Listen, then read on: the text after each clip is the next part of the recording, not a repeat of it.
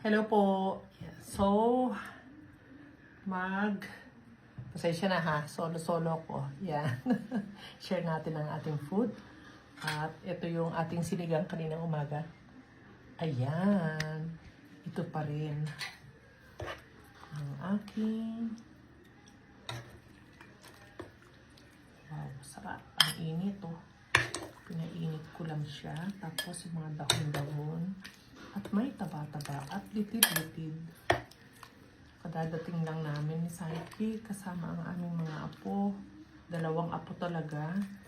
So, assignment namin today. 2 apo ang kasama namin. At kami ang in charge muna. May mga work ang mga magulang. Ayan, ako sarap po. Ang usok pa. So, yung kain ko kanina. And then, ibaling uli natin dito ang cellphone. So, ito na.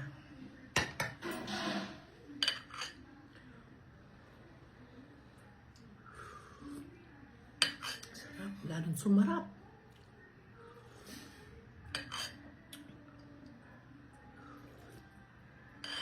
Sarap.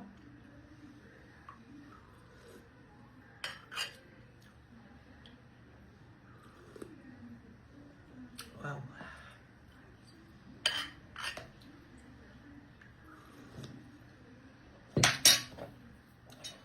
Si Sidekick andun, pagdating namin nakatulog ang aming mga apo, 2 apo. Kasi andyan si Yaya. So, inakyat nila yung mga apo namin at natutulog ka. So, sabi ko, sige, mauuna na akong kumain kasi time is mag-aalas 6 na. Yan, mag-aalas 6 na. Tulog naman na, kumbaga, kaya na nila yun. Ilalapag na lang yung mga bata. Tapos yun, babantayan. So, ako'y mauuna na para mamaya. Ako naman na magbabantay. Diba? Sarap yung taba, oh. Tingnan nyo. Ayan, oh, yung taba ng bata, oh. Diba? Sarap.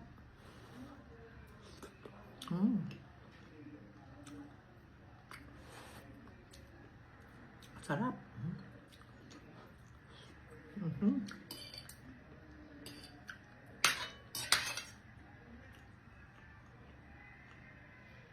Pechay.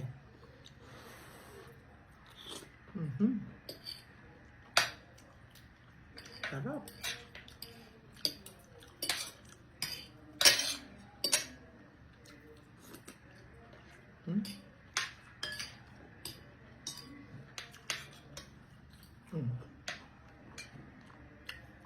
Tingnan litid. Litid ang pata.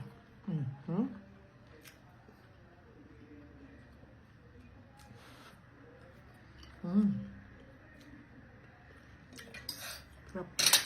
Tapos bumili kami ng balot niya. At ikaw, dumaan kami sa balutan.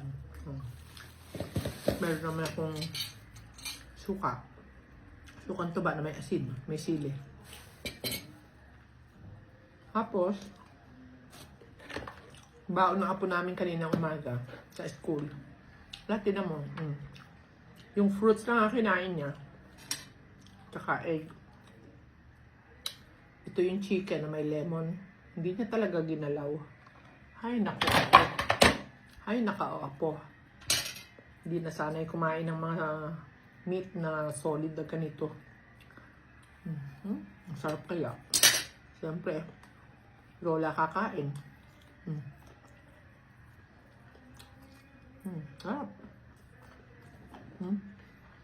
Luto ko na, lagyan ko ng lemon tsaka suka. Sarap.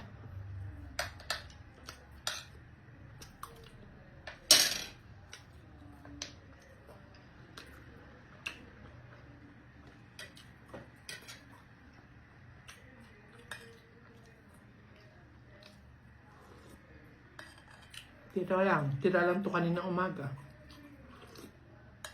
Sa first meal namin.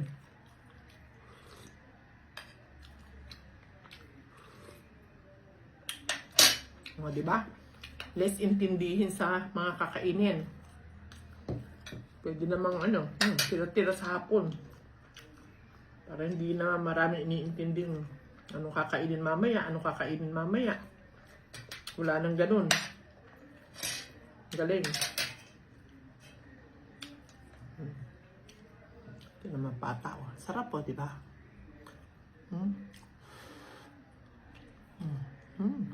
Lambot. Ma-enjoy natin yung mga ganitong food. Sarap. Pag nag-local tayo at nasa street, sa safe list ang ating kakainin, nag-heal ka na, nag-enjoy ka pa, pumapayat ka pa, nagiging healthy ka pa.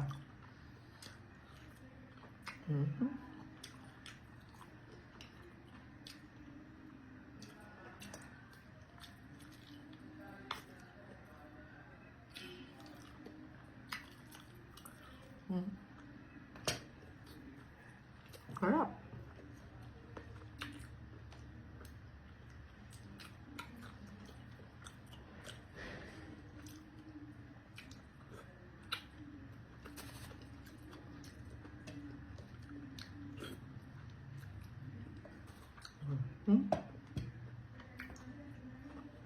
Ito pa masarap po. Bias.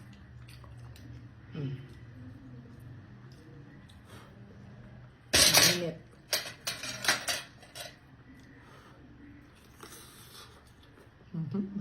Sarap.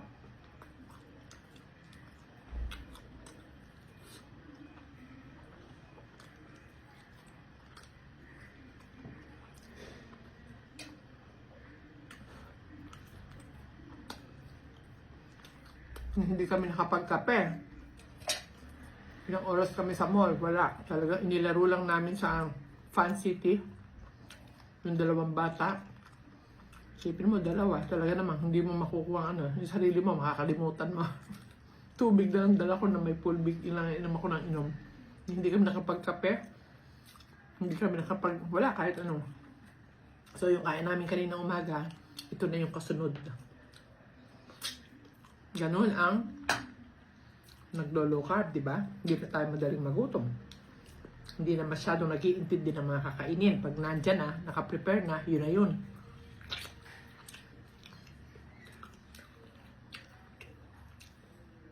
Ginawang easy ang buhay.